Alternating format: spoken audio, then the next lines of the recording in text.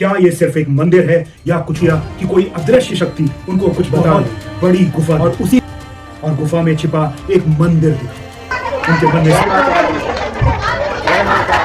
इसमें हजारों भक्तों को प्रसाद दिया जाता है। आपको कभी लगेगा नहीं कि यहाँ पर झंडे बहुत ज्यादा भीड़ है। ये नमस्कार दोस्तों, क्या आप जानते हैं राजधानी की भीड़ भाड़, बिजी रोड्स और चमकते बाजारों के बीच एक ऐसी जगह है जहां पर एक अलग ही रहस्य बसा हुआ है।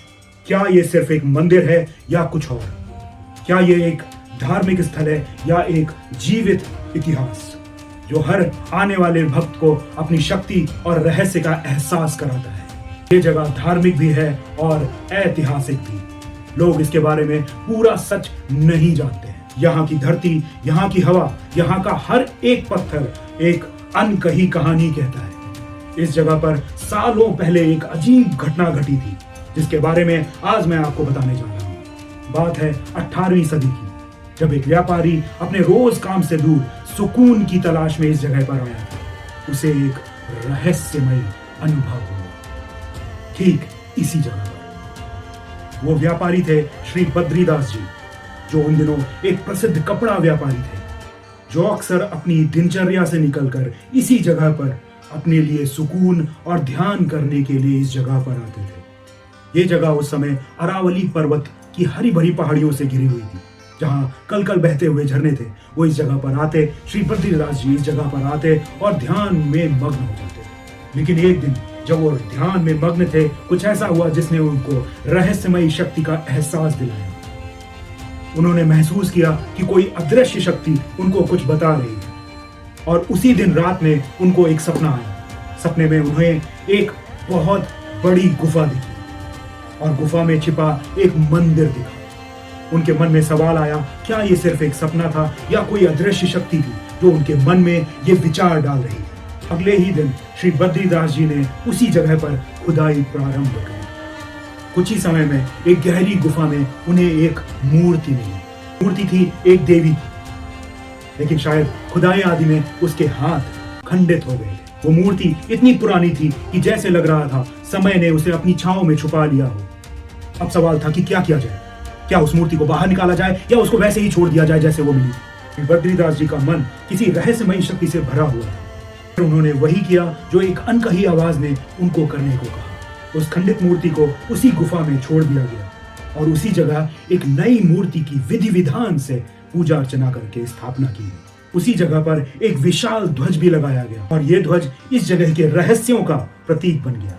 इस रहस्यमयी स्थान पर जहां गुफा में प्रज्वलित ज्योति आज भी अखंड रूप से जल रही है और जहां शिवलिंग की पूजा होती है, यही वो स्थान था जहां एक अनकहा इतिहास आज भी लोगों की श्रद्धा को आकार दे रहा है।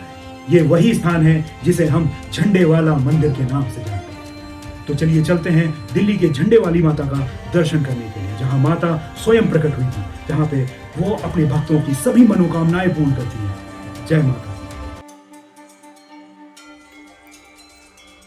नमस्कार दोस्तों, अब हम आ चुके हैं झंडे वाला मंदिर। यहाँ पर पार्किंग की कोई भी प्रॉब्लम नहीं है। आप बड़े आसानी से अपनी कार, अपनी बाइक बहुत आसानी से, बहुत एम्पल ऑफ स्पेस है, वहाँ पे पार्क कर सकते हैं। यहाँ पूरे दिन भक्तों का तांता लगा रहता है, लेकिन अगर आप सुबह सुबह दर्शन के लिए आते हैं तो यहाँ पे आपको ज़्यादा भीड़ भी नहीं मिलती और दर्शन भी बहुत अच्छे मिलते हैं यहाँ पे। जब यहाँ पे आप एंटर करते हैं तो आपके जूतों के लिए बहुत अच्छी व्यवस्था है। यहाँ पे जूतों के लिए स्टैंड है जहाँ पे आप बिना किसी पैसे के अपने जूतों को बहुत ही आसानी से सेफली यहाँ पे रख सकते हैं। जय माता दी, जय माता दी, जय माता दी, जय माता दी,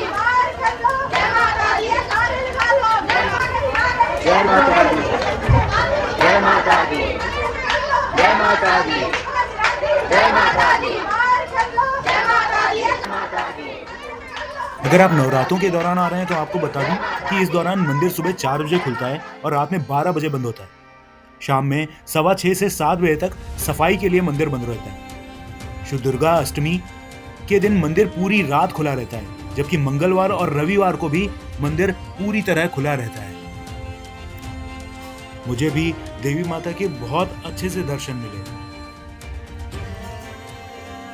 इसके साथ ही मैं आपको बताना चाहता हूँ कि श्री कृष्ण छठी और अन्नकूट के पावन अवसरों पर मंदिर में विशाल भंडारे का आयोजन किया जाता है, जिसमें हजारों भक्तों को प्रसाद दिया जाता है।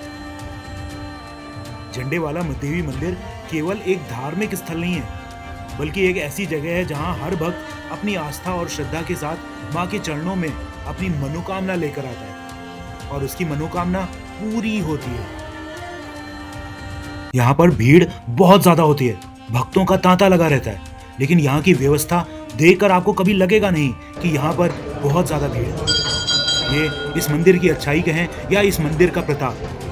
यहाँ पर इतने ज्यादा भक्तों की संख्या होने के बावजूद भी व्यवस्था बहुत ही अच्छी तरह से मैनेज होती है। यहाँ पर आने पर जो सुख और शांति मिलती है उसका गवाह यहाँ आने वाला हर एक भक्त होता है। तो अगर आप यहाँ पर अभी भी दर्शन के लिए नहीं आए हैं तो आपको एक बार यहाँ पर आकर यहाँ के दर्शन का लाभ लेना चाहिए।